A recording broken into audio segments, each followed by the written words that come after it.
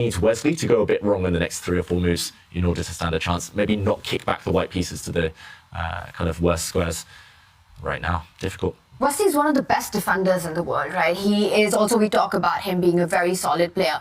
How do you assess his skill of being able to convert these kind of positions? I think he's also one of the most lethal when it comes to converting his advantages. He's, again, this is the type of position that is complicated and requires a technical finish. I think he's actually very good at, similar to Fabiano in that sense, that he tends to navigate the complexity very well. You know, it remains to be seen, but he's also got a 2-minute time advantage. I think that pressure on the clock for Magnus, combined with him just being objectively clearly worse, this makes it very, very tough for Magnus. So I really like Wesley's chances here. We've seen a 1-move blunder, unfortunately. Whenever you've seen a 1-move blunder already in a match, you worry it could happen again. For those just joining, Wesley was in a dead equal position, drawn game in game 1, and lost in 1 move. So you hope that doesn't happen again, but he's better here. And chat there rooting for Wesley, Simon. Yeah, I mean, it'd be great to get another game, yeah? So get 4th game. And also, in the 4th game, Wesley will have white.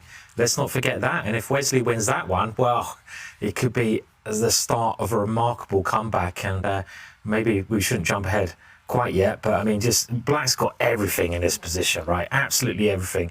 White's attack is not happening. You can avoid any of these threats very easily. Look at that center. You talk about a good center. I mean, that is overwhelming. It's just a rolling steamroller of pawns coming through. And I think, body language we should have a look at. I feel Magnus is got that across his chest, saying, "Yeah, I'm gonna." Going to be going to my grave here. He just needs to do the other one, and he realises, Magnus, that he should lose this game if Wesley doesn't make a mistake.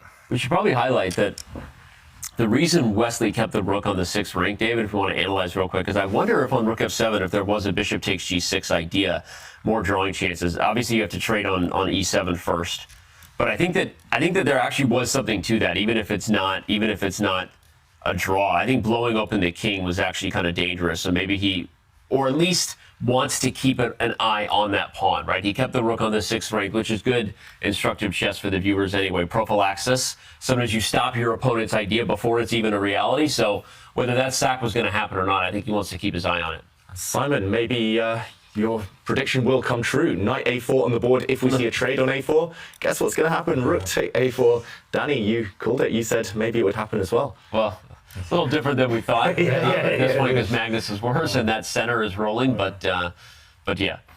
I mean, you've got nothing to lose as white now. You'd love to throw the other rook over and just kind of cross your fingers and hope that something lands, basically. And if you get your rook there, actually, it's another attacking piece and the queen's coming in, so it's not too shabby then. And, this exchange of dark square bishops, it might help white a little bit because the queen can safely come in, but that center is scary, really, really scary. And maybe Black just reroutes his knight into the center or something now and starts attacking himself. But it's not over. Yeah, it's certainly not over. And the time situation, Wesley is, I don't know, is he getting nervous? This is where it gets dangerous, right? I mean, when he gets down to under a minute, yeah, and he realizes he should win, but the position's not as easy as he thinks, it can go wrong. Do you think there's a psychological factor when you're playing against Magnus? You get a better position, sometimes even a winning position, and just that makes you nervous. The fact that you're getting close to it. I think 100%. Yeah, it's although these guys have played each other enough, right? Wesley, as we saw in the stats before the match started, has racked up 19 wins and 34 draws in his time. He's lost 24 times as well. But so Wesley knows what it's like to win. So I don't know that he's totally thinking about that, but I do think he's thinking about the fact that he's already blown a game today, right? That's the problem, is the most recent memory is hard to shake off without a rest day like you have at other tournaments, right? These online formats are so challenging to the emotional strings of these players because you don't get that time to take a walk on a beach, have a nice dinner, call mom at home, right? That doesn't happen in these events. So I do think he's suffering a little bit from knowing he may not be on form today. So, but we'll see. But, oh wait, F3. What happened? Bad. Yeah. That's a bad move. Never play F3. Never play F3. Ben Feingold is right. Darn it. Yeah, this Darn it. opens up the white king. Suddenly the black And queen Wesley's swoops doing in. it. Just enters ruthlessly. Some big threats. White's queen is overworked, overwhelmed. Black's threatening to actually distract her using the rook on the b file. You can't touch anything near the white king right now, otherwise you'll just get checkmated. You have to bring a rook back to defend the first rank, and a pawn drops off the board. Wesley's turns his advantage into something maybe not the most clinical finish there, but the evaluation bar, computer making up its mind, still big advantage black, of course, pawn up as well. Can Magnus hold this? Putting the ball in the back of the net, that killer touch is still difficult, but he's getting closer.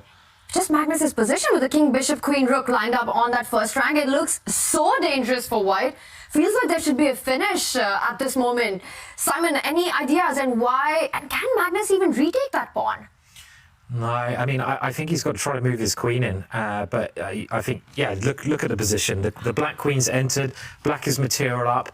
Wesley also, I like the speed he was moving there.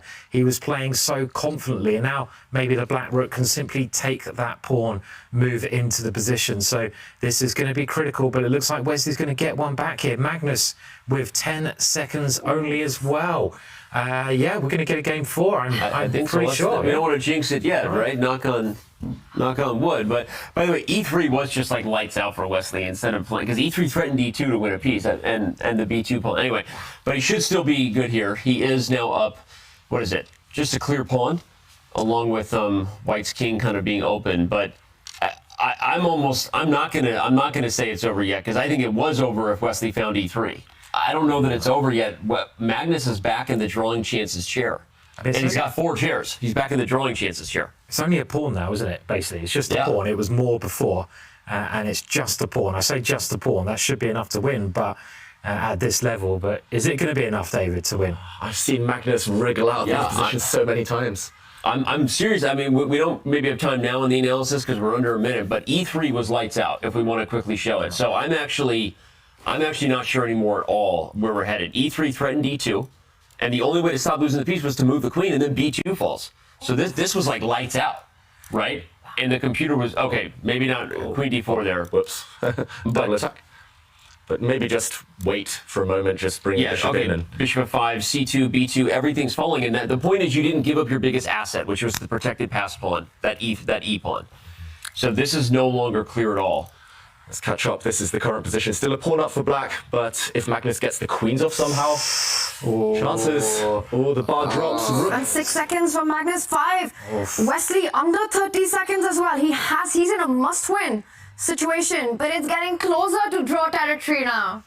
Yeah, I mean, there was a chance missed there by Magnus, but it is getting down to pure bullet blitz now. And for the first time, Magnus's king is pretty safe. And his queen might be able to infiltrate the position. The rook may be able to come in. And it's not easy, actually, this position anymore.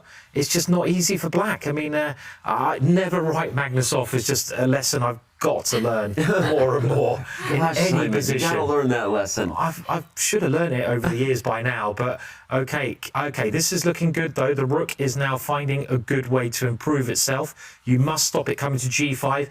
And Wesley back on top again. That's a nice maneuver there that Wesley's done, getting the rook in front of the bishop so it's not pinned. It's very tense though, very, very tense. And is that another pawn that's going to drop? Looks like it. White's h pawn is doomed. Black's going to go 2-0 up on the king side here. And okay, Magnus looking for counter chances. He's going for the black king, big threat. White's rook trying to land on the 7th rank, but Wesley calmly defends. And the problem is it's just 1 check. Okay, 2 checks, but this one is blocked. So queen g5, rook h7. Watch out. Oh, what? He missed something. White could have traded off queens. Queen b6 would have forced the queens off. Oh my gosh, he missed it. And Magnus has blundered. He's going to get checkmated here, surely. And he reacts, and Wesley celebrates there. He wins his first game, and we've got a match on our hands as Wesley strikes back. He's done what seemed the impossible, and we get a game 4.